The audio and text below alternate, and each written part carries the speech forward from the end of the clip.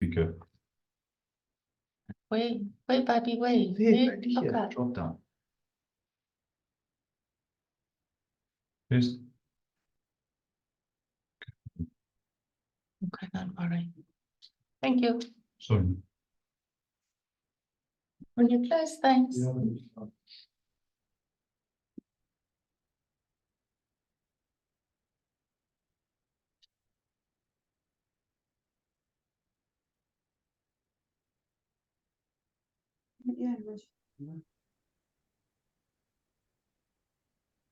oh my joy.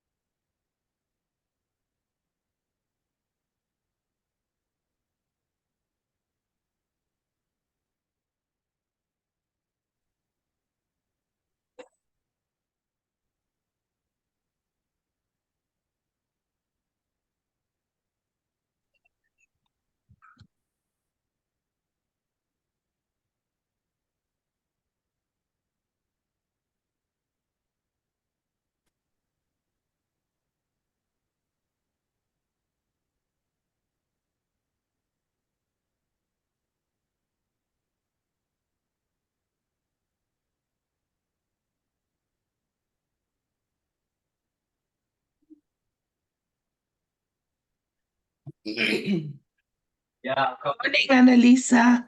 All the best for today. Zubeida, yeah.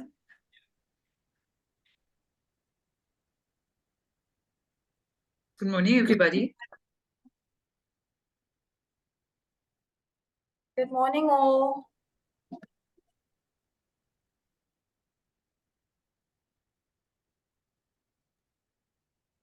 Annalisa, I'm not sure if we should maybe give everybody like 4 minutes and we can start maybe at 9:05, if that's fine with you.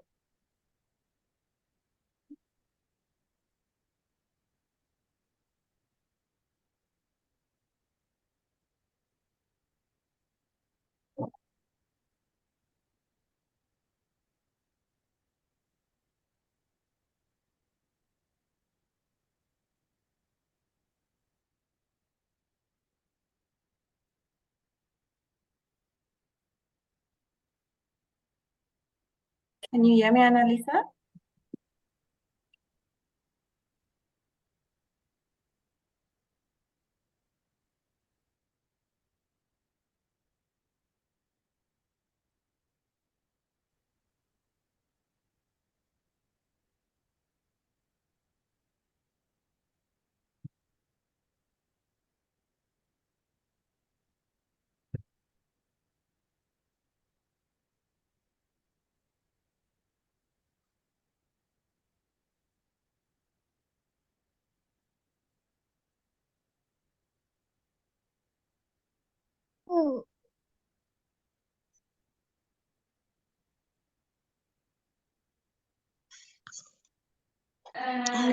With my own charger. That's regulation.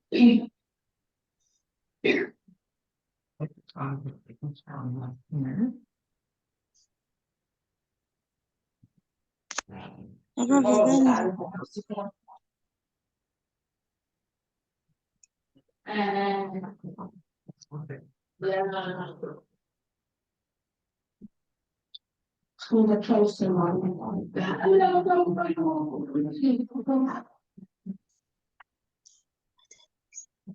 Zijn de Nederlandse special game. Als je het taal doen. Ja, so. Look at that and see that. Speak on me. I don't know if I'm on. Hello.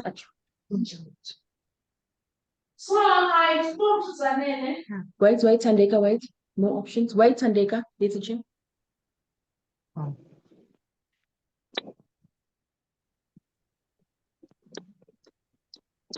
Thank you, baby.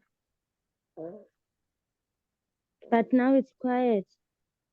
What's the problem?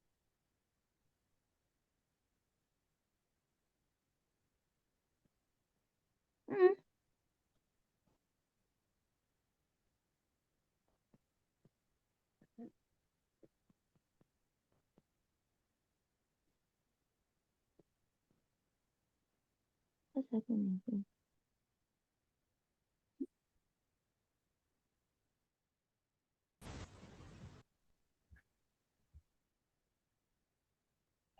Is that better? I can hear you. I can hear you, Annalisa, and I can see you. Thank goodness. Perfect. Okay. Okay.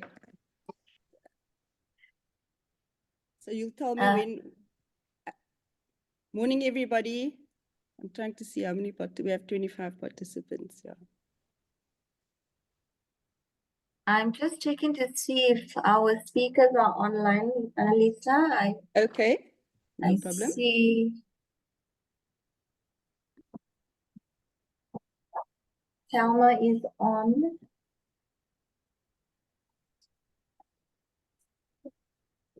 I'm just checking for Caroline and Seema, and then once they're on, we can start. Sure. Sorry, everybody, if you can please give us maybe 2 minutes.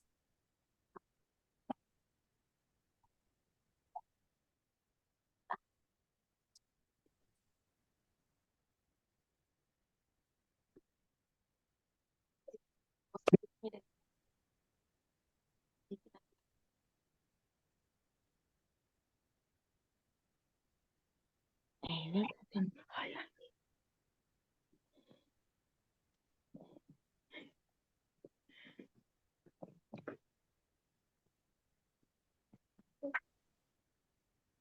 Hmm? Mm.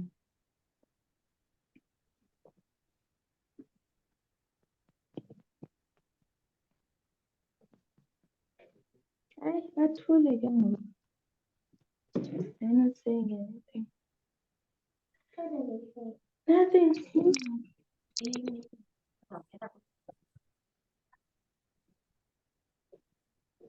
Oh, it's just bad.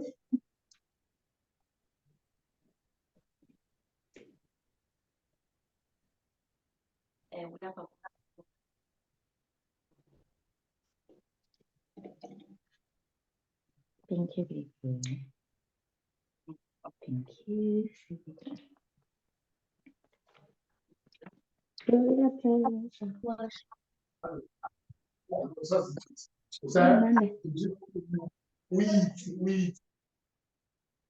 Thank you.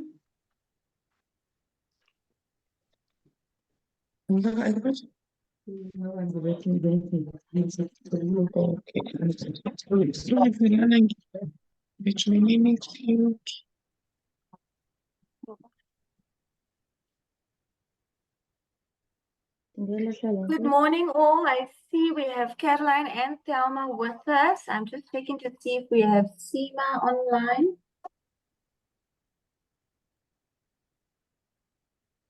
But what we can maybe do is go ahead and start in the meantime, Annalisa, and then as Seema joins in, we can always have a bit later, so that's fine. Sure. Perfect. Good morning, everybody. Welcome to our second webinar. As the National Shelter Movement of South Africa, we find it tragic that a lot of people still fully don't understand the dynamics of gender-based violence and femicide.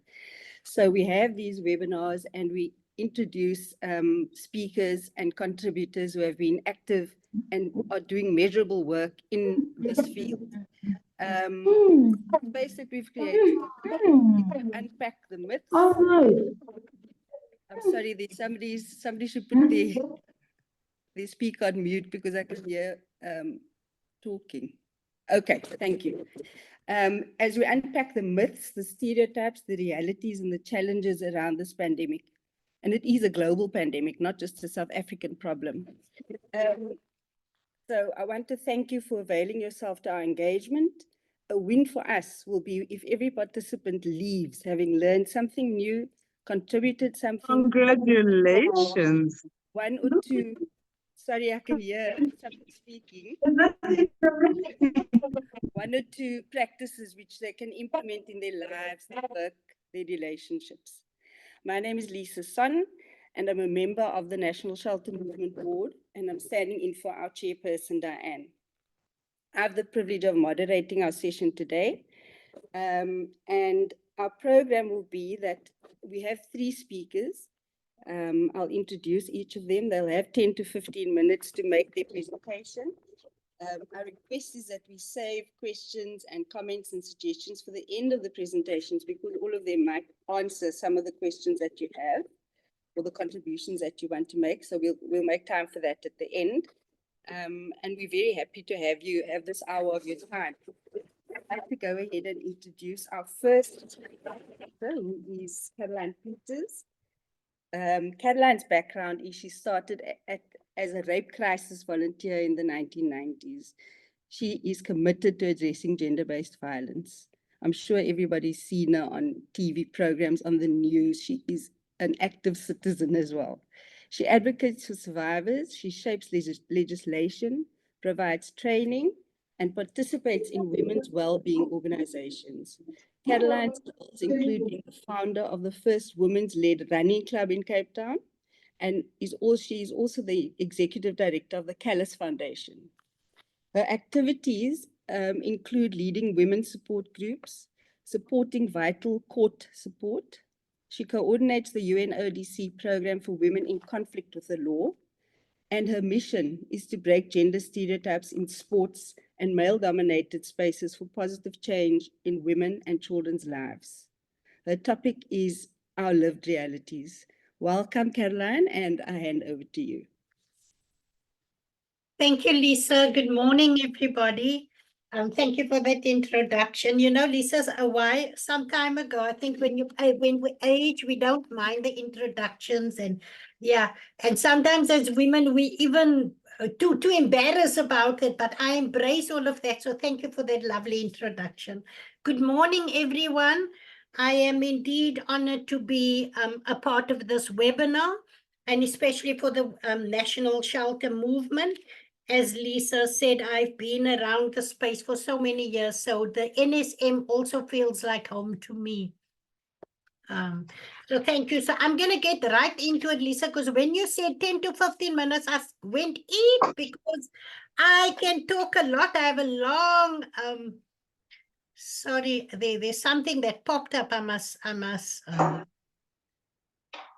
right. So when you say 10 to 15 minutes, I realized my presentation is probably 30 minutes. I have to be quick and sharp and all that, because there's so many things I want to share. And you know, Lisa, something that caught me is also that I hope that I'm not speaking to the converted here today, you know, and really with these webinars that we reach the people that we intend to, that everybody, but I know even though all of us are here, know the sector, there's always things we can learn from one another. So am I able to share my presentation? To share screen? Hi, Caroline. Yes, I have made it accessible for all to share. Thank you so much. Can you all see my screen? Yes, we can. Thank you. Perfect. Okay, so thank you, everybody. Just a little bit, Lisa, I've spoken about Kala's Foundation, so I'm not going to go into that. I'm going to go into the content. But what I do want to say, as a community-based organization, I am very always aware to say that the response to gender-based violence and femicide that neglects to include community structures within its solution is a response that will fail. And if we, you know, do not do this, yeah, so I wanted to spend on that slide. And I'm happy to share my slides. It's just that I'm a lastminute.com, and with so many things happening, my slides wasn't ready until now. So what we do at Colors, our key initiatives is access to justice, psychosocial support, community outreach. We train first responders to gender-based violence, and then our responsive, our work with boys started this year. And then, okay, so what is GBV and femicide? Gender-based violence, or what is the difference? So gender-based violence, it's any harmful act directed at an individual based on their gender. And femicide is the killing of a woman or girl, particularly by a man on account of a gender, or vice versa. But femicide is about that. And I think when we speak about, you know, you have And femicide in South Africa is very, very high. So are myths and stereotypes. So what is myths and stereotypes? Gender-based violence only happens to certain types. And as Lisa said, you know, one of the things I said to the speaker after me is, Thelma will speak more around academics, but I'm going to tell you the lived realities. So GBV only happens to certain types of women. Myth. Let's debunk that. One of the things so I worked at the Sarki Batman Center for Women and Children since its inception in 1999. And on that note, I just want to say Sarki Batman Center celebrated 25 years of existence yesterday. So happy birthday to Sarki Batman.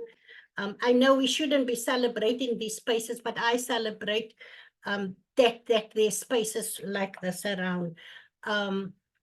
So I used to be inbound at the center. And I will never forget the call that I took. I was probably in the early 2000s when this woman from an affluent area, a white woman, called in, and she was reaching out to us because eventually after the fourth attempt of her husband putting her down or taking her in the middle of the night and pushing her out of the car in black areas. And many times we know, we know that women from more affluent areas do not seek the services of shelters, etc., because they are by the means to go for a week to Kenilworth Clinic or to Crescent Clinic or to have a holiday in Stellenbosch, etc., to get away from the violence. Women, however, in the low social, the lower LSMs are unable to do that. So this woman was telling me how her husband pushed her out of the car in the middle of the night in black townships and tell her, I hope that the black men, the ugliest words, would kill you and rape you. And only on the fourth attempt after he did this did she reach out to us. And we then subsequently, of course, had a house and that. So gender-based violence across, we have seen the priest's wife, we have seen the imam's wife, we have seen it all. So I'm never, just this morning someone called me, and also a businesswoman, and said to me she needs help. I'm never surprised by anybody. Femicide is a result of sudden anger, which is also not a myth. Femicide is sorry. I just want to go back to my notes. Femicide is not, it's not just an act, it's an act of power and control. And we see where femicide often also takes places where women have eventually stepped out and gone to get a protection order. And so women have died with protection orders in their hands. Women have died when a protection order has been served. I mean, we know in Nyanga many years ago, as the police served the protection order on the perpetrator turned around and killed his partner. So we know it is not an act of anger. It is calculated. It is power and control. It's paid.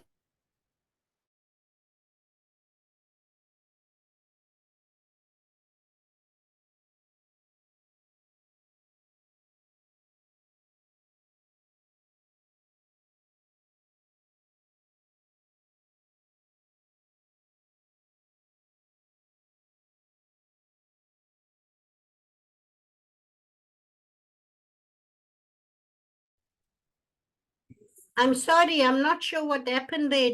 I lost you.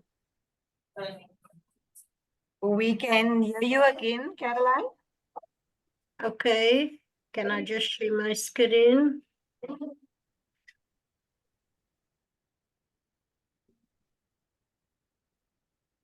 I'll start now. We can see it. Thank you, Caroline. Sure.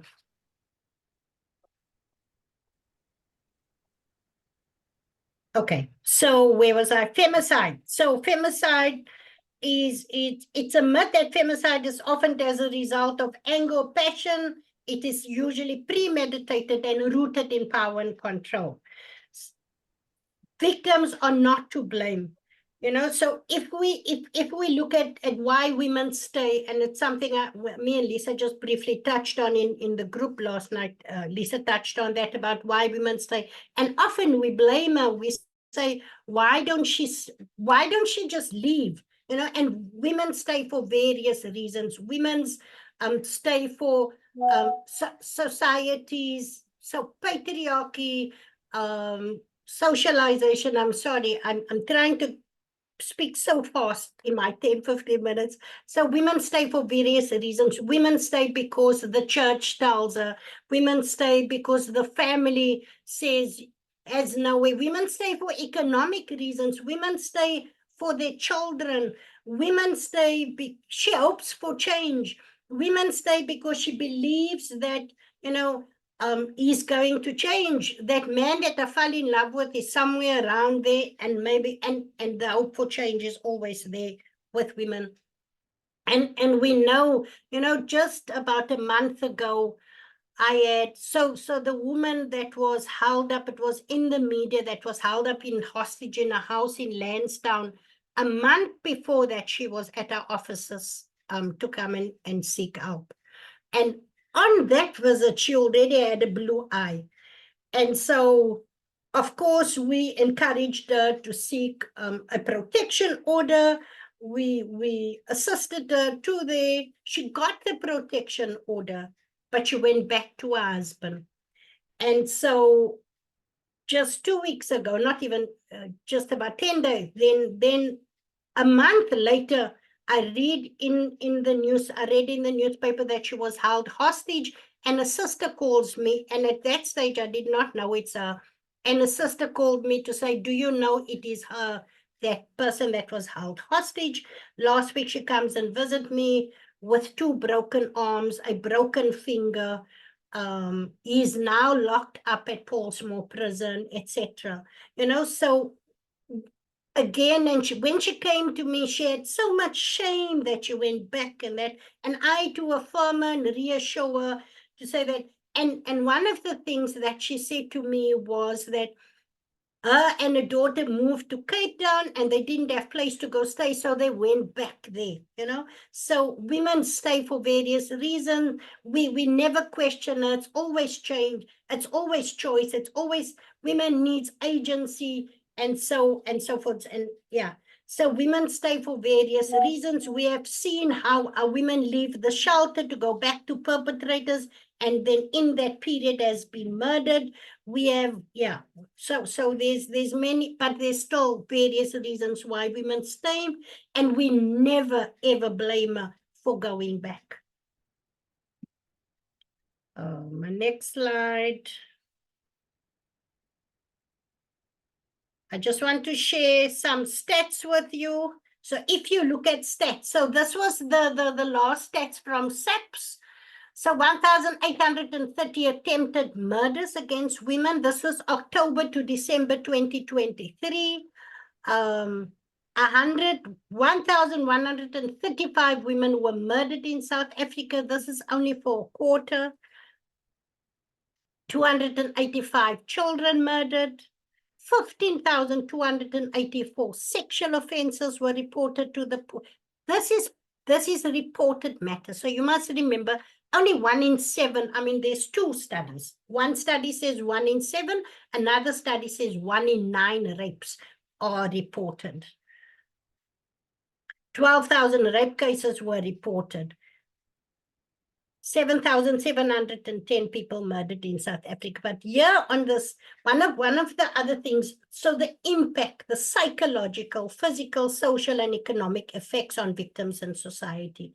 So one of the things that I always say, we cannot be silent. We cannot look away when these things happen, because we cannot say it almost as if it doesn't affect me. It affects us completely in every way. It affects our children, it affects our communities. One of the things that I'm always so aware of, when when something happens in the community, just about a month ago, outside our organization, we had someone calling GBV, and outside there's a man attacking a woman. And I was so glad that the awareness was there that you can come and shout that outside our organization and we will respond, you know? So we cannot be silent. We cannot look away. The cost to our country is astronomical. I know that there's, if you look at the cost of gender-based violence, there's been research done around this. I know UCT has done it about the cost. I'm not going to name the cost because I so much wanted to look at the figures of what it cost our country. But I know it was very astronomical when I listened to that presentation of how much this cost our country. Not only in remember, it's in healthcare, it's mental health, everything else that is affected by gender-based violence. Contributing factors: patriarchal society, deep-rooted gender norms and power imbalances. So what does that mean? It means that, again, women are you know, I look at church. So I often speak to church because that is my go-to place, because that's where I know where my socialization is formed, where I see patriarchy and what it means to us. I have seen how women in churches are often almost scolded to submit, to be submissive, and how deeply rooted that is. That even so, women enable the patriarchy. Women are the enablers of patriarchy. Women continue to carry those messages. And I want to say, if there's women on this call that continues to do the, stop it. Because many times we, you know, when there's fights happening amongst men and women, and especially in leadership, in churches, in sports club, we've seen that other women would side with the men. And we also know it's because of their own patriarchal thinking, the way they've been socialized, etc. But these are the factors that contribute. And so men have a knack and a way to get women on their side to enable patriarchy.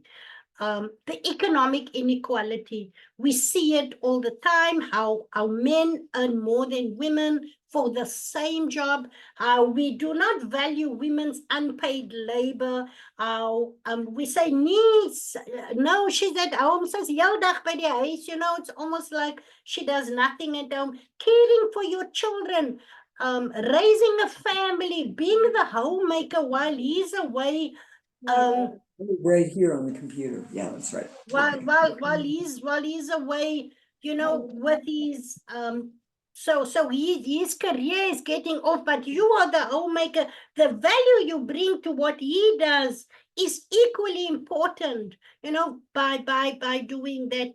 Unpaid labor. We run a kitchen at our organization, and so many kitchens, I know women work there, they volunteer there, they go home with food at the end of the day for their families. And for some women, they are just so happy that they can serve their family. However, I see that as unpaid labor. I feel it's not fair that women should be cooking for their community for free. So yeah. Legal and institutional failures, inadequate protection and support for victims. We know, you know, again, I want to say Sarki Batman Center was launched as a Kusaleka yesterday. And while I was sitting there, I also felt like I hope, and Bern, if you're on this, I'm really, really happy for Sarki Batman. But I hope that all services, and having been in the sector for so many years, and 30 years after democracy, we know that we've got the best laws, we've got the best models, we've got so much of legislation, but it's the lack of implementation thereof. It is models that looks well on paper and all well intended, but if the stakeholders doesn't work together, if we do not get, so for instance, a Kusaleka model is great, SEP should be there, health must be there, education is part of it, SASA is part of it, Home Affairs is part of this model that should all end services to the center. And we need to hold them accountable that this is a model that the national minister came to launch yesterday at Sarki Batman Center. So we need to hold them accountable that these service needs to take place there, because these are all the services that women need when they leave an abusive relationship. Exactly like a Tutuzela care center that we have also at Heideveld. And there's more and more Tutuzela care centers being launched. And what is that? That is NPA, Department of Justice.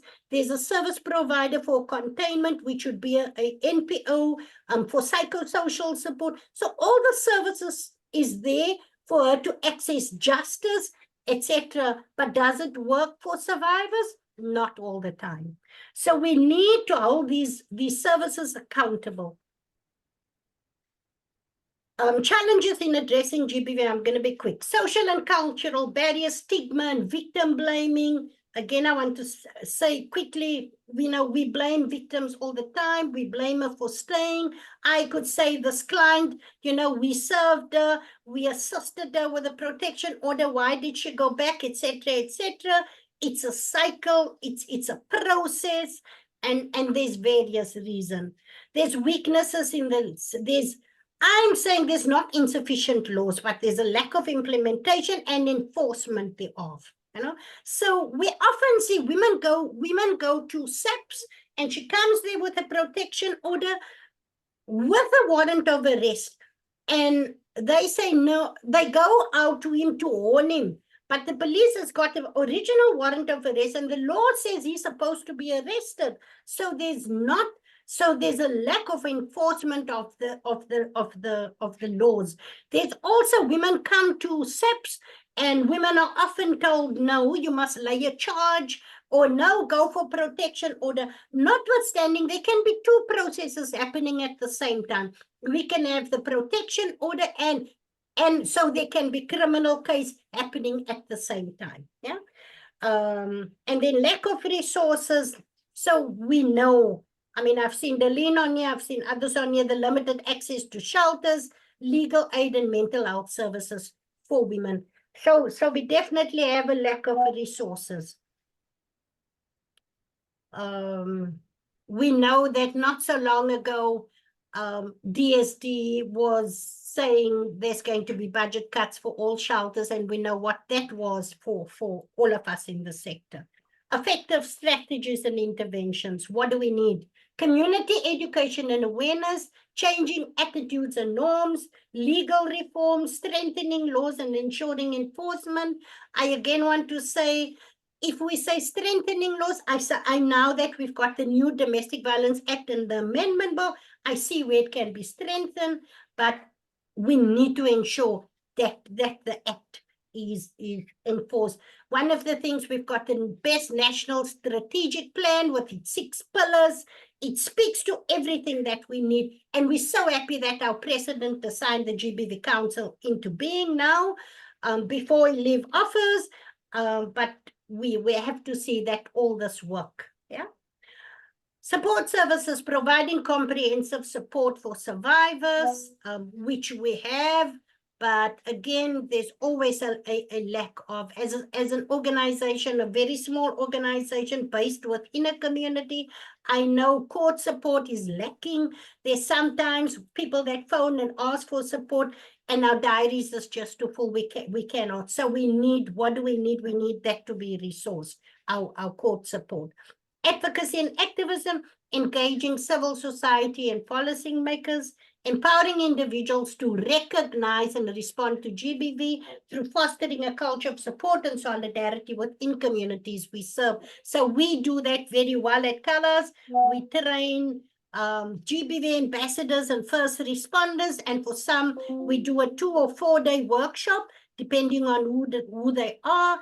We train from police, the SAPS, to social workers, to just ordinary community leaders, the neighborhood watch members, etc., in partnership with other NPOs like the Women's Legal Center, Sarki Batman Center, Mosaic, etc., who Colors partner with. to ensure that we train GBV ambassadors and first responders. You know, my wish for every community is that there's first responders and GBV ambassadors in every community here in the Western Cape. The other work we have to start doing is to work with boys and men. In the women's sector, if you asked me 20 years ago, am I going to work with men? I wasn't prepared to work with men. I said that men must work with men.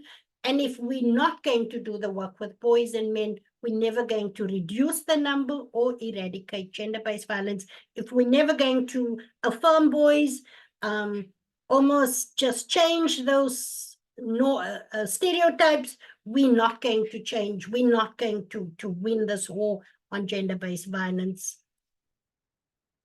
So the role of the various stakeholders, government, NGOs, communities, and individuals. You know, when we say together we can, what does together we can mean? We need all stakeholders. We need all hands on deck. There are stories, experience, and humans behind the high numbers of gender-based violence and femicide survivors. So if I want to leave you with something, I want to tell you that these are not just, if we look at gender-based violence and femicide figures and statistics, Thelma's going to bring that to you. But behind those, there are real people. And we deal with those real people daily. So what can you do? Educate, support, advocate, and engage, and join the movements. So information on local organizations and initiatives, know what's happening in your area, know what's happening around, and resources, helpline, support service, and further reading. Equip yourself. You know, Google is good. Google is great. Equip yourself, know what's happening in the area around. And I often say that yeah, if we cannot live as if we ostriches. We need to know what is happening. Educate yourself, resource. If just imagine if I'm in Athlone, everybody gives 10 rand towards our work.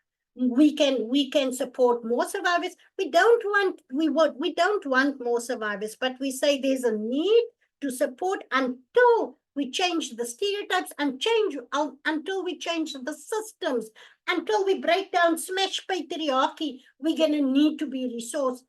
We're going to need to be resourced to respond to this crisis, to this pandemic.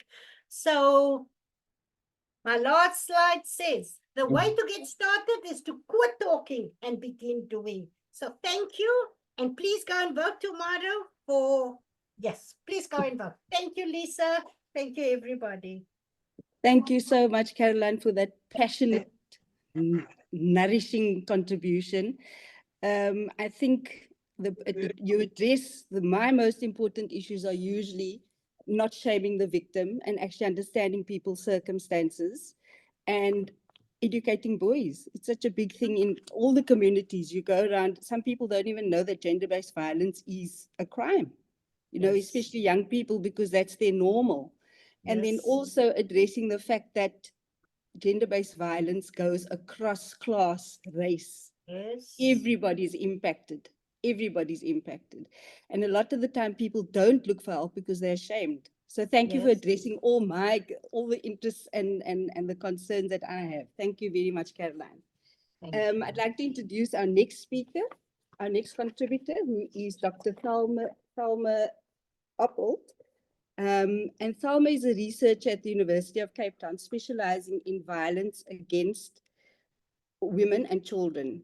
She has a background in psychology with a focus on intimate partner violence. Her research aims to understand and address the impacts of violence on vulnerable populations.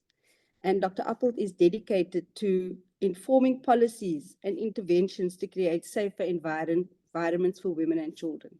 So welcome, Thelma. I hand over to you. Hi, morning everyone, and thanks so much, I say Auntie Caroline, for your lovely comprehensive cover of such a topic. You know, I was working as a manager at the Safe House, and at the end of the year, they said to me, our numbers are down, we're not meeting target. What do we do if the 16 days of activism against gender-based violence actually works, and we don't have perpetration of violence. And that was such a stark reality to deal with, because it was as if our work is going to ask of us to actually preserve our livelihoods by saying the violence must continue. And so that's been very hard for me to grapple with, because we have to understand that our responses to violence have almost always been after the fact.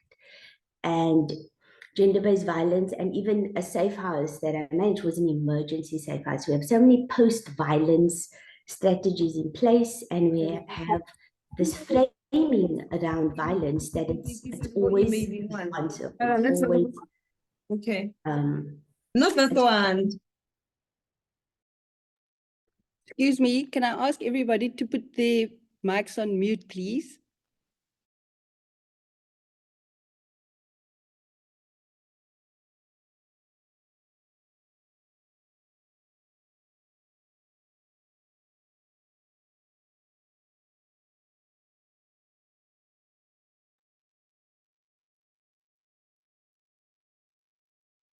Thelma, I think you muted.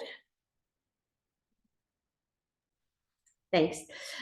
I was following the chair's instructions so well. I Sorry about that. that I may meant to say make some not you, noise. Thelma.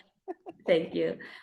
So our responses were always just charged with this ambulance, almost like running to put out fires, running to respond to violence. And so even as was already covered, the understanding of femicide was always around saving a life, saving a woman, saving the children, saving everyone, and never really thinking about what does it look like if we prevented violence. And so my work is largely around the intersection between violence against women and violence against children. And we looked at the shared risk factors, we looked at common social norms, we looked at the co-occurrence of intimate partner violence and violence against children, and then also the intergenerational cycle of abuse. And so each of these in turn speak to some of the definitions that have already been touched on. But what we're seeing is that the shared risk factors are always going to predispose certain children. And I got into a lot of trouble once at a community-based meeting where I said, go home and tell your son to not be the next perpetrator of violence against women, because we forget that the very birthplace of gender-based violence is within our homes. Every perpetrator of violence is someone's son. And so this male dominance within the household, the marital conflict a child may witness, the use of substances, and all of the gender inequalities that we've sort of shaped our worlds with are the risk factors that predispose us to violence. And so the social norms that say that child needs a hiding, that wife did something wrong, and starting to ask about what did she do, why is he having to do that, was how our narrative has been shaped. So we prioritized getting the family name, the good husband, the don't rock the boat, keeping everything contained at the cost of blaming the victim. And so the co-occurrence of violence is really about the children seeing this happening in the home, and then where the mother is experiencing the violence, and then she's more likely to be the one who's the perpetrator of violence against the children. And again, the research there is so skewed because, of course, the primary caregiver is going to be the only one aligned or closest to a child to be the perpetrator of violence against that child. And in some cases, the narrative is shaped around women saying they actually spared the child from an even harsher beating from the dad. And then as we move on to adolescence, we see that women are, again, those adult children, sadly, who came from homes where violence was the norm, and that early marriage and all those factors compound, giving them a really bleak outlook. But this is the space in which the opportunities for prevention actually exists. And so we see that the consequences don't end at adulthood, or they don't begin when you get your first smack from your husband. It's even predating that. So we see that intimate partner violence affects the birth rate. So if you look along this line on this picture, where do you actually want to start? Because if we're trying to shape a society where no child knows violence, are we going prenatal? Are we going to put you back in your mother's womb? Where are we actually going to start? And not to create this bleak outlook of despair, but to start thinking about that our response can't be after it's already happened, because we see that violence against women and violence against children have the same types of consequences, putting strain on our shelters, putting strain on our hospitals, putting strain on our schools, even because of the today requirements within schools. So this poly-victimization is cumulative and it just adds on and adds on. So as a sector, and I call it a sector because within the research space, we've stopped being academics. We've stopped only looking to books, and we started saying we need to come alongside each other. And Caroline also mentioned this, you need to come alongside your people on the ground who know what's going on. You have to see what your policymakers have said, and let's strategize to have a better outcome cumulatively, as violence has cumulatively wreaked havoc on us as a nation. And so we've designed a violence prevention program that's called Building Stronger Families, and it's a 13-session experiential learning program. We are actually inviting parents or caregivers who are in an intimate partner relationship, who have a shared responsibility for children, and this is inclusive of people who are not the maternal or paternal blood bond, but understanding that the nuclear family in South Africa has long gone from being mom and dad, my children is our children, and all of that.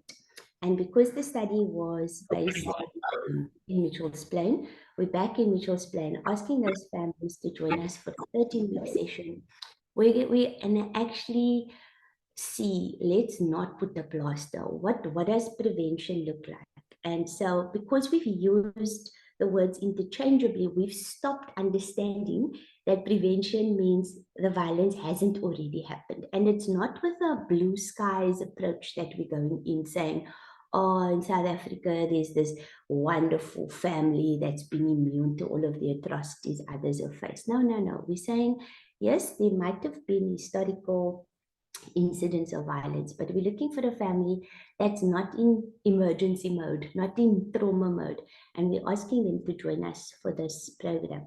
And so it's facilitated by a community partner, because again, we're seeing that there's no point in researchers swooping in, collecting data, doing our thing, writing our report. We're actually coming alongside community partner and saying they are going to facilitate the session, and we're going to forge this partnership between ourselves and a community-based organization, so that when we go, that program can continue and there are champions within the community who can keep the work growing. So it's about facilitating this discussion around gender socialization. It's about understanding the equitable relationships that can exist between partners. And of course, it's very hard. Of course, the church and community and the state doesn't always enable these ideals to be reached, but we are beginning at the bottom and we are asking, can we at least learn how to talk to each other? What does positive communication look like? What is a reflection on stuff that you've gone through? What have you indirectly said or done to your partner or your children that's left like a black mark on them? And then we go on to discussing how to nurture and care and promote this relationship, and also trying to understand that parental... Where was it? In the room. Leonard, parental skills are non-existent in some of these spaces, because we're seeing the same dad that's only known giving a hiding because that's what's expected of him. And so again, it's not about blaming victims, because we're seeing now we have to take men along with us, right? We can't just say you're a perpetrator. We can't just say to the woman, you're the perpetrator of violence against children. We're saying everyone to some degree across their life course has been a victim in some form or another. And we're coming alongside people and we're saying, let's learn together. Let's learn, what is it that happened to you that's actually shaped this child? What is it that's actually created this person who has now become this monster that nobody wants to be associated with, you know? And so we also understand that this, like I said, doesn't happen in isolation.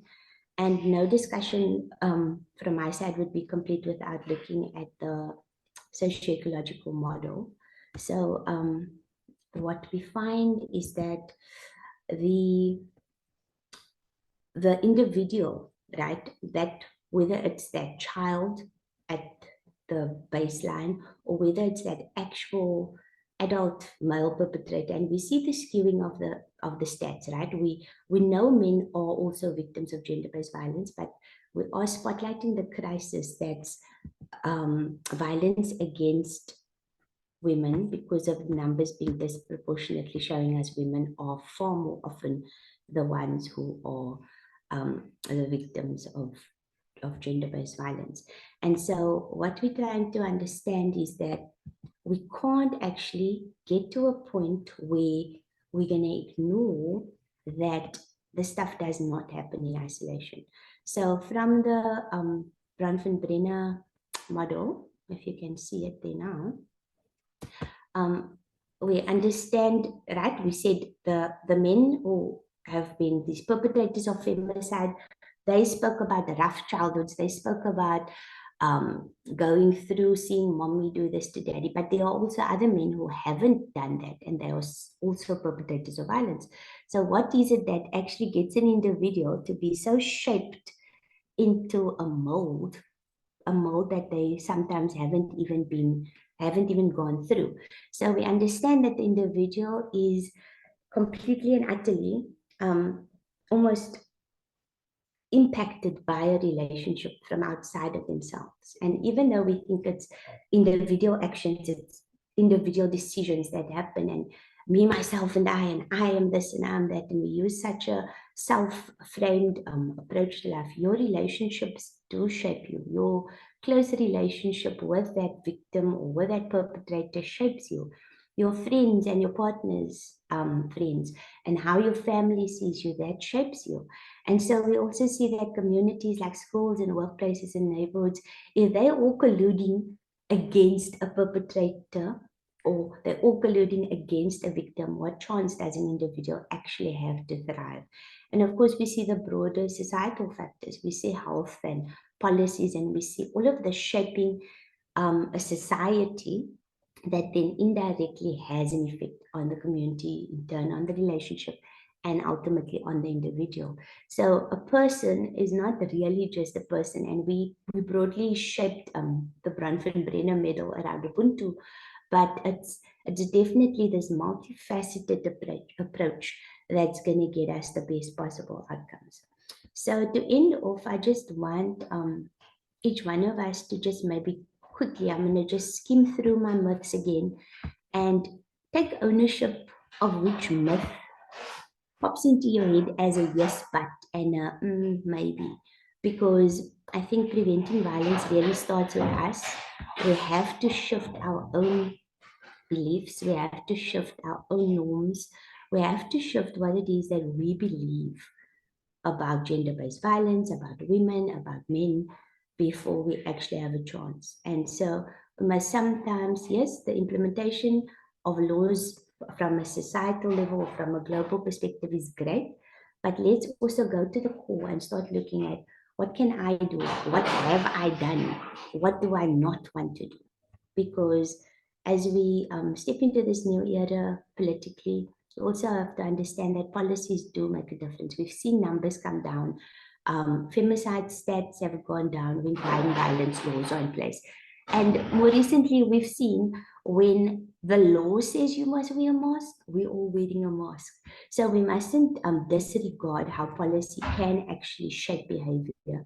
And we mustn't disregard the power of the individual, but we must go towards this socio-ecological approach to see it dimensionally and to see across that society can affect the individual, but also that an individual can then also shape society, because society doesn't exist in a vacuum. We are the people that shape that society. Just like our democracy isn't a bunch of self-appointed leaders, it's the people who vote. So like Auntie Caroline, I want to encourage everyone to vote. Just quickly going to skim through the myths, and to start our discussion, maybe we can take ownership of which myth is our myth. Thank you so much. Thank you so much, Thelma. That was a significant presentation. I really appreciate from looking at breaking the intergenerational cycle of abuse, because I mean, I know a young man who as recently as 2 years ago. Sorry, Emma. No, go ahead. You may speak. No. I'm just going to skim through these. Go ahead. I'm so sorry. No, I'll wait until you're done. No, I'm not going to say anything while I just want people to think about what. Okay, perfect. So something that stands out to me is building stronger families and building. We always talk about it taking a village to raise a child, but a lot of the time with intergenerational cycles of abuse, the village actually needs to be supported and enrolled into what that support looks like. As recently as 3 or 5 years ago, a young man that I know was in his 30s had the opportunity to apologize to his mother for not being able to help her when she was being abused when he was younger. Firstly, because he was small, and secondly, because they lived in the home with the grandparents, and the grandfather also used to abuse the granny. And even though in his gut he knew it was wrong, he didn't know it was unacceptable because it was a norm in their family. So I think this is very important work, and it's going to support and enroll a lot of people into changing how they look at things and how we support each other in our communities and society. So thank you for that. I'd like to just ask all our participants to add their name and organization into the registration list so that Melanie can share the presentation with you after this. And email address as well, please. Yes, and your email address. Thank you.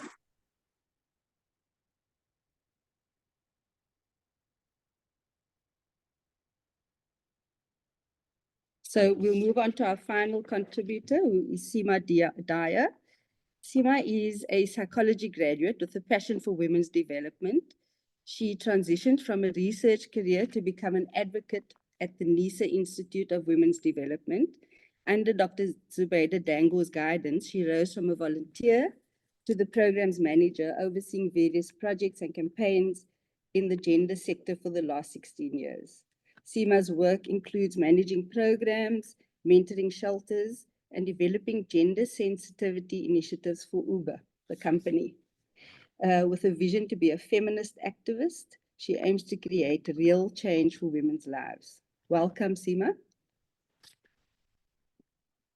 Thank you very much. Good morning, everyone.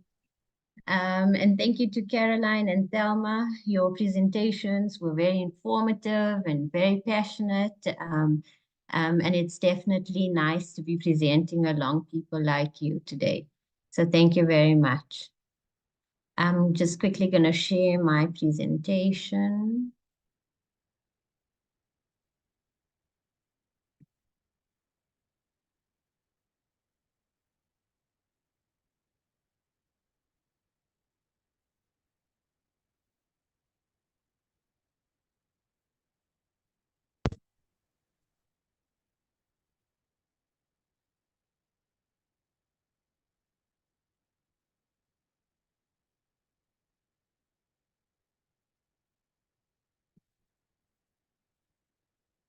Okay.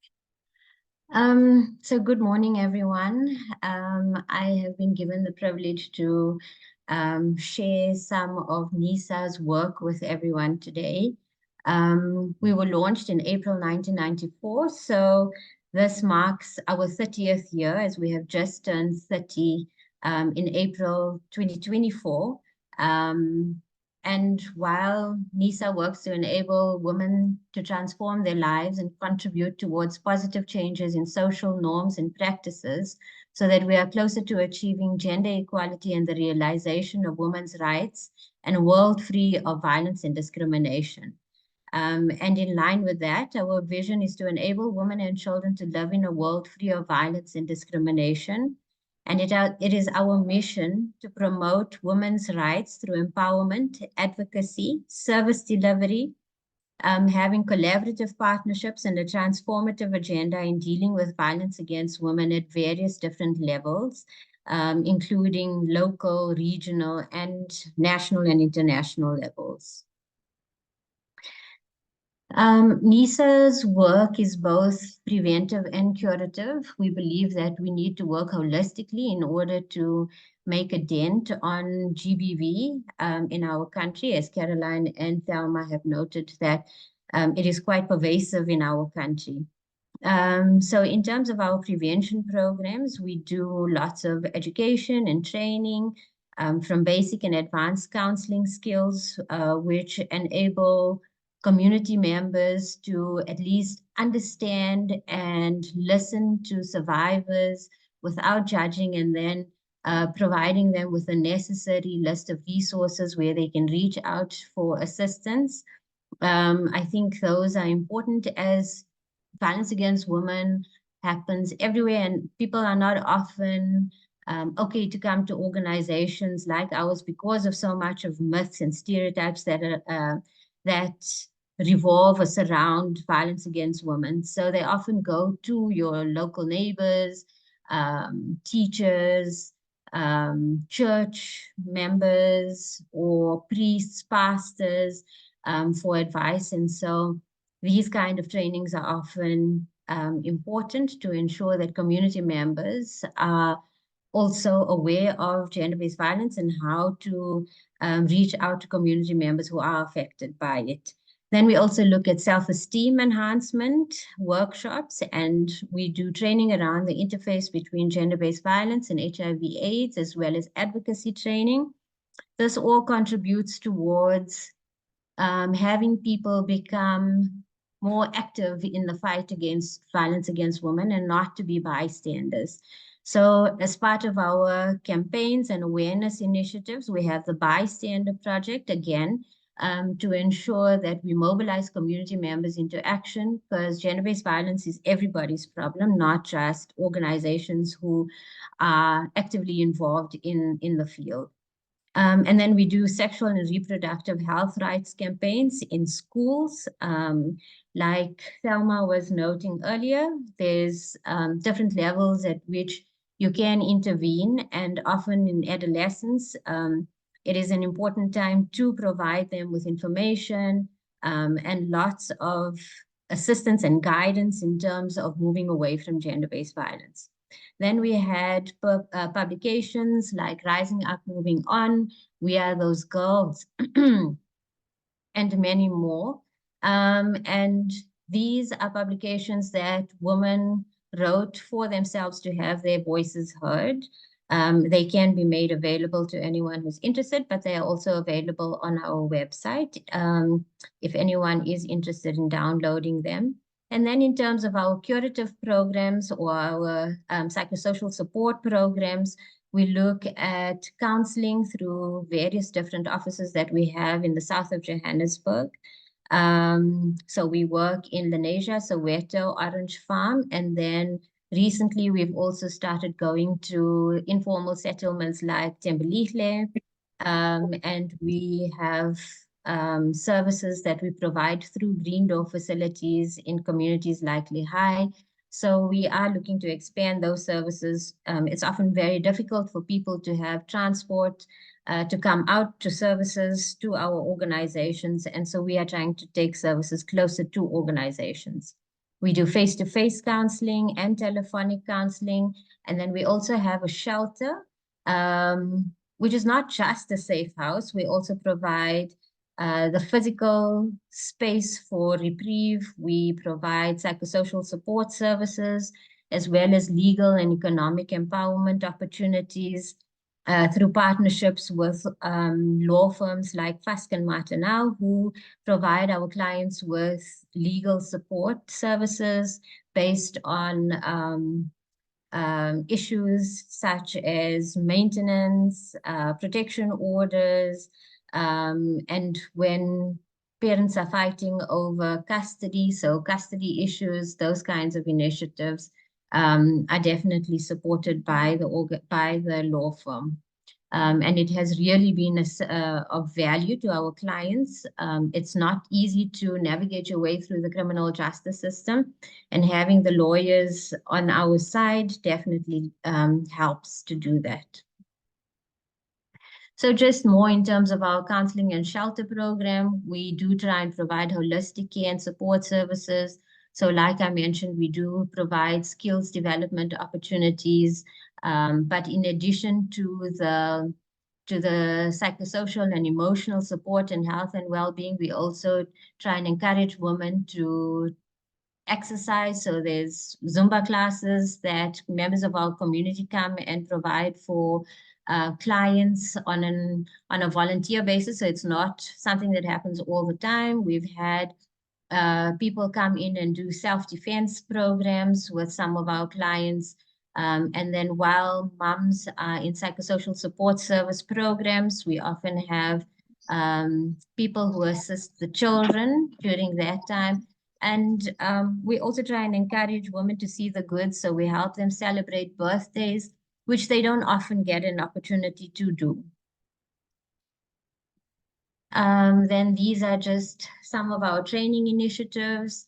Like I said, we do provide training for many community members on various different issues, including advocacy and basic and advanced counseling skills. But in addition to that, we do provide gender sensitivity training. We provide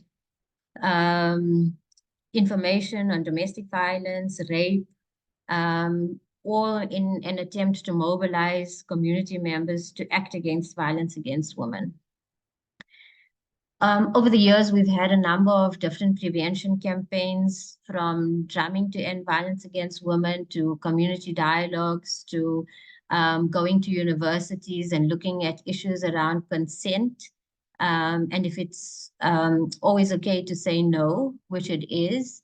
We've also done various theoretical prevention initiatives like flipping the script. So all of these contribute towards raising awareness and ensuring that people know about violence against women and how to prevent it, and to be able to say no and access resources.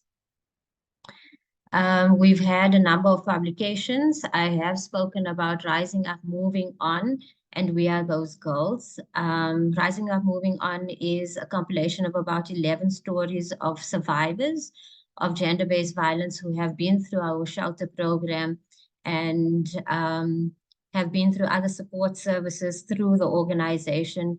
And this just provided them with an opportunity to write their stories and have their voices heard. What we found was that often women are not very comfortable speaking about it, and so writing is also therapeutic. So often we've had clients who did not disclose every detail of their abuse to us because it's embarrassing to them. So it's often like easier to write. Like I said, that can be therapeutic as well, but it's also important to keep this in mind when conducting psychosocial support services, that we don't further victimize or blame some of the clients, as Caroline and Thelma were noting earlier. And then reclaiming women's spaces is also a publication that we are proud of. It's often used as resources in universities. And then Sheltering Together is one that came up through the second National Women's Shelter Workshop, where the National Shelter Movement was born. Women Making a Fresh Start is also a very important resource, which has lots of information around helping women to take that step, what it is that they can expect at police stations, what it is that they need to do to prepare to leave. So there's lots of information, valuable information in that publication as well. We Are Those Girls came about after we did some programs in secondary schools where we had girls and boys go through the same program, but we saw a lot more progress amongst the boys, and that's because they didn't feel shy to raise questions and debate and communicate. But the girls, unfortunately, we didn't see as much of a shift. And so we gave them the opportunity to just say what it means to be a girl in today's day and age in South Africa. And what came out was a whole lot of stories around difficulties that they've experienced in terms of gender-based violence. And these are not even stories that we were looking to get, but 90% of the stories that came out of it were around things like molestation, being involved with gang members, having witnessed some kind of domestic violence.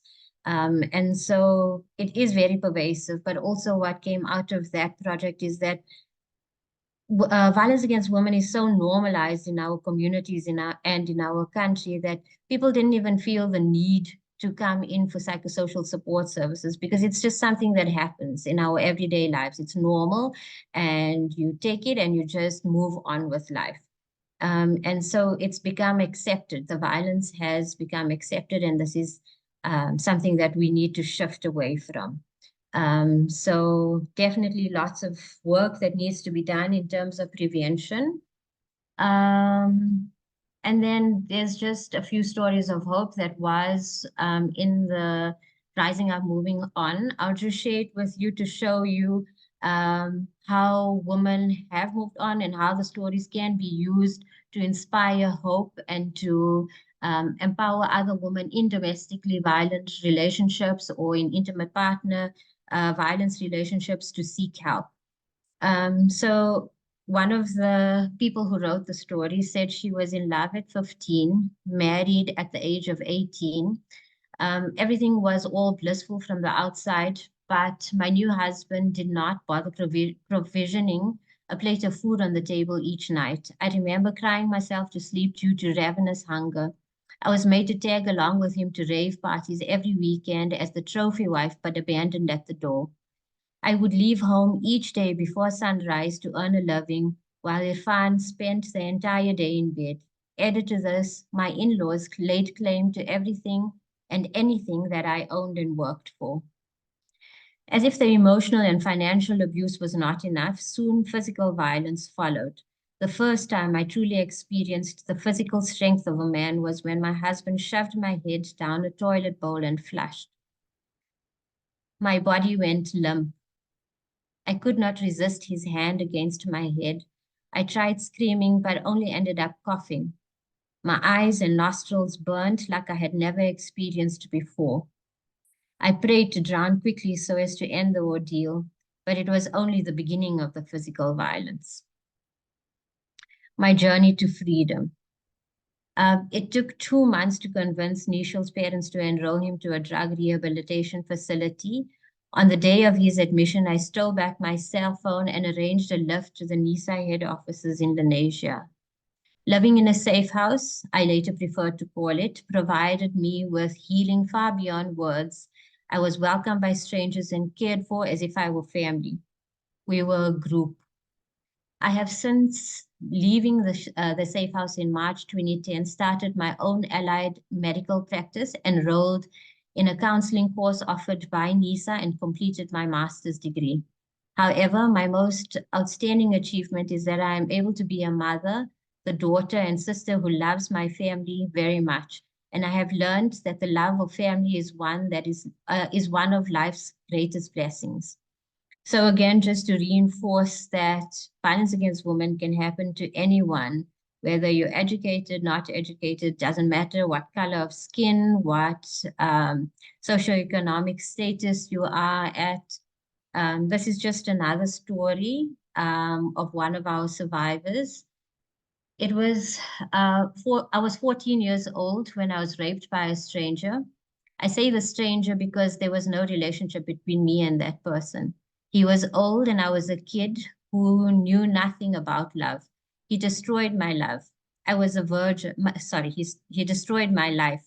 I was a virgin. He broke my virginity without my consent, and I fell pregnant in that rape. Abducted to be a wife. But believe me, my life was no honey and roses. When I was 18 years old, I was taken away from my parents by the same stranger to be his wife. They call this ukutwala in Zulu.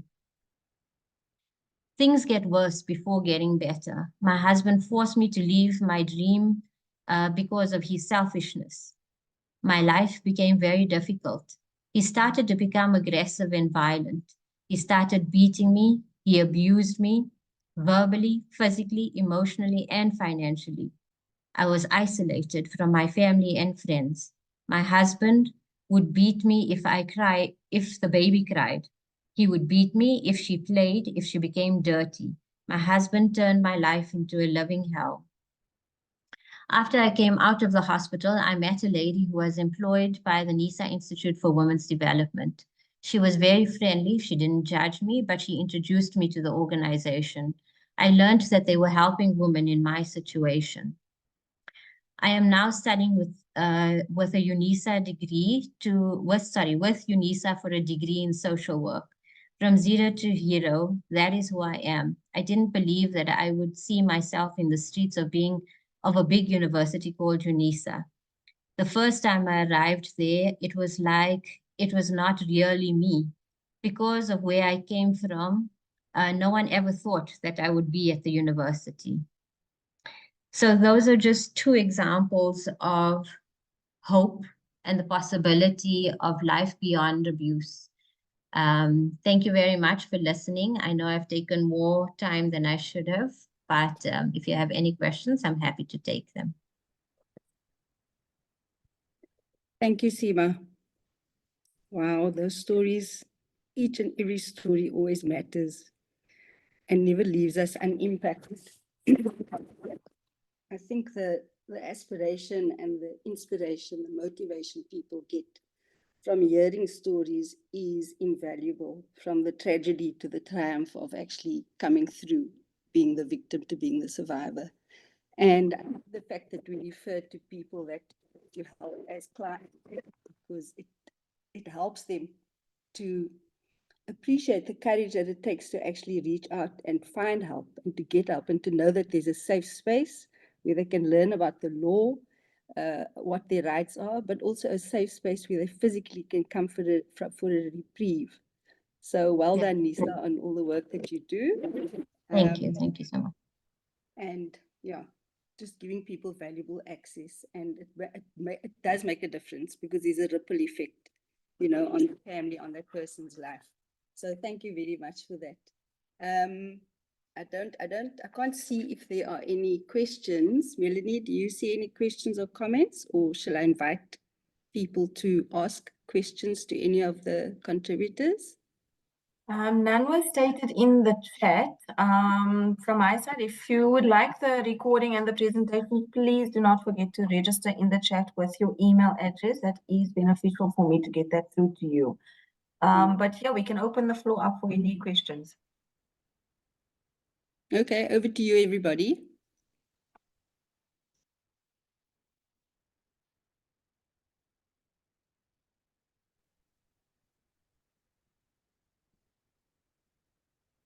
Melanie, I hope you can see what's happening on the screen, eh?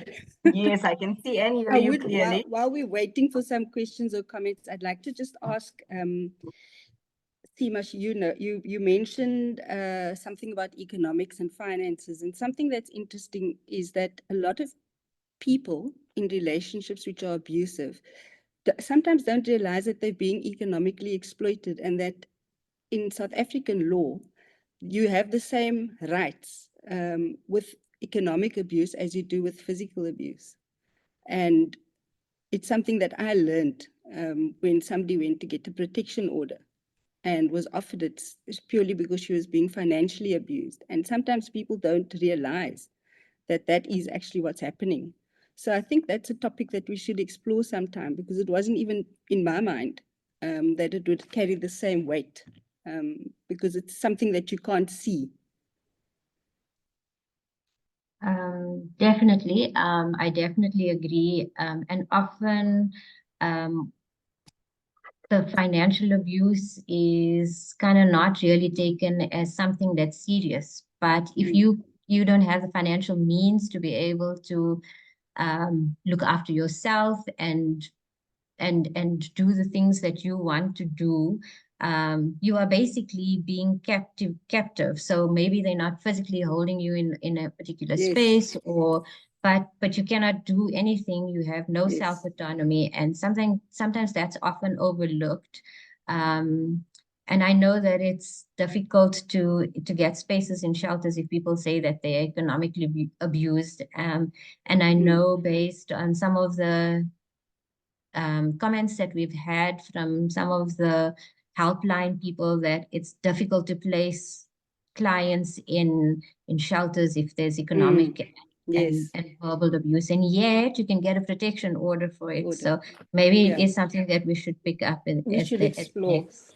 And Yes. something I've also saw when I was, over the years, I've also seen that as soon as women become more financially independent, some women, I'm generalizing, it's just an opinion.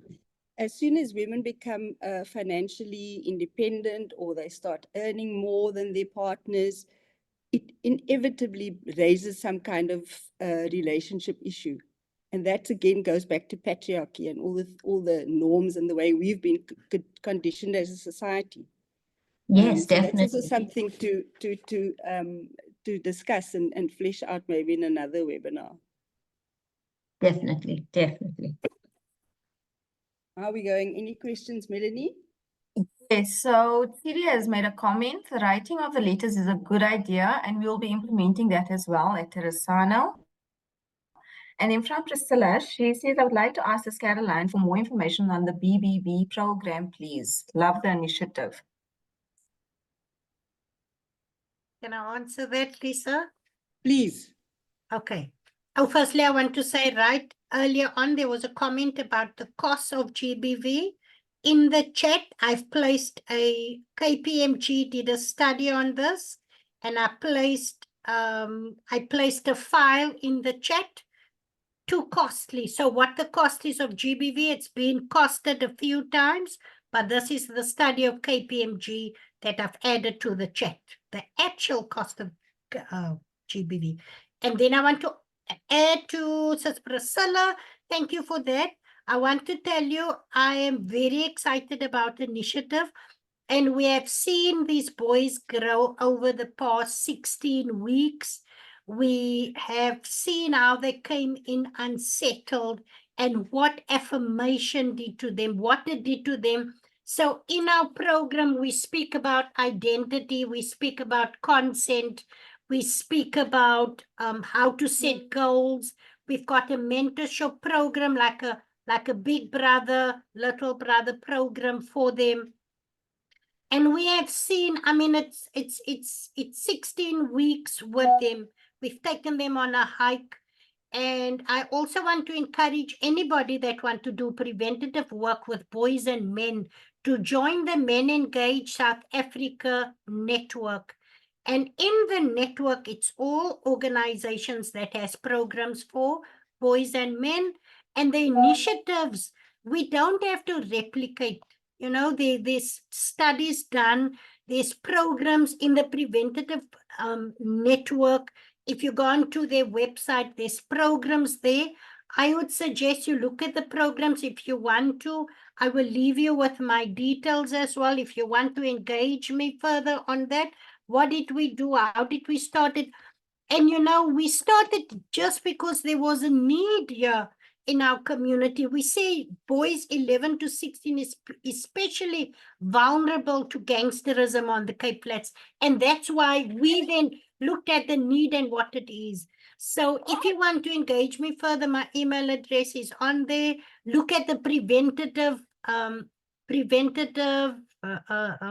website. But there's many programs that you can follow. And Sonke Gender Justice, look, we just took a little while and we looked at what is it that our needs are that's specific to our community. And then we tweak that program for our own. But I want to encourage you to join the Men Engage South Africa network.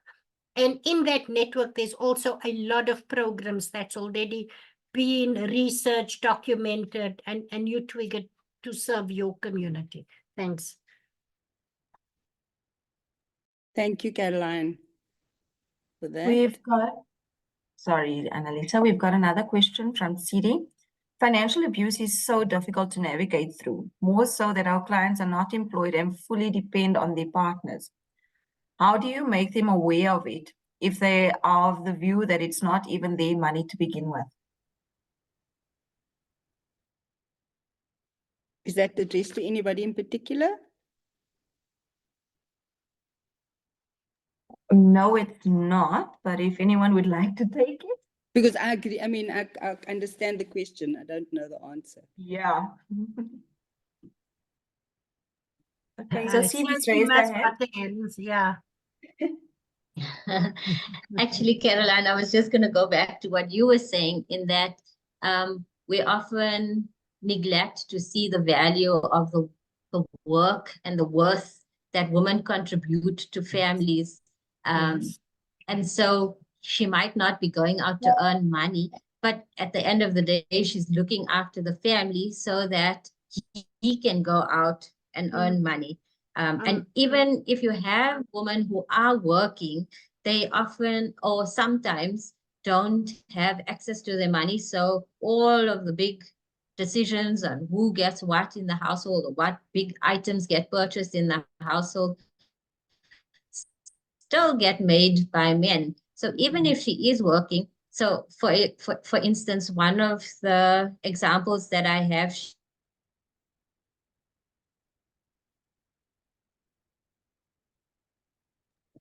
Seema, we're losing you. as explained there, her perpetrator was laying claim to her finances as well as her in-laws, whatever assets, etc. she brought in. So even though you have some kind of financial income, that does not equal to financial independence. And I think that that's something that we need to look at as well. So lots of education that still needs to happen around that area. And as soon as we get our head around the value that we contribute to the household, that is not bringing finances into the household, but still contributing so that I mean, if mom was working and dad was working, there would be various other, who's going to look after the children, where would they be? Okay. So these are all important things that women contribute to the family. Yes, I think that's a great observation, and probably true for the majority of people impacted by GBVF. And I guess I'm talking about another layer of people who are also impacted and don't know that they are being abused financially. So it's something that we should flesh out and give people access to that information. I mean, a friend of mine does organic gardens in communities, and then she was training young unemployed people to start their own gardens. They could do it at home. Most people don't have sufficient space to do a garden, but just teaching them skills, and they were volunteering. And one 18-year-old girl who was loving it, was loving being in the garden, watching the plants grow, the vegetables grow, was then beaten by her father because she wasn't being paid, you know, and he said, why are you going there if they're not paying you? So she wasn't allowed to come back to the garden. It's also, yeah, there's so many different crevices that we have to go into and clean out and educate ourselves. Lisa, if I can just add to that, I just want to say, you know, when I was at UN earlier in the year with the Commission on Status of Women, there was a whole segment dedicated to this about unpaid work of women, unpaid labor. And I want to reiterate that, Seema, that often, I mean, women, we bear the babies, we raise the children. I mean, you know, Lisa, you've done it. And how much you put into your household, your children, your family, to grow authentic families and that and what we put in, and there's no value, you know, given it's like attached to that. And it's often like we say, when we say men are babysitting their children, they're not babysitting their children, they're parenting. You know, they're parenting. And when we turn around and we are amazed that the great thing is doing, but we do not see the it's almost like women's work are invisible. So, and that is what we need to start teaching women, the value of what they bring to the family. Agreed. Thank you, Caroline. Any other questions or comments? None on the chat. Okay. Thank you, everybody, for participating. This was really, really insightful for me, very encouraging to see how much work is being done and how much information is available. So yes, we'd love to have your feedback. And thank you so much for joining us. We hope to see you next time. Thank you to all. Thank you, Annalisa, for moderating. Thank you to Caroline, Thelma, and Seema for facilitating this webinar. It was extremely informative.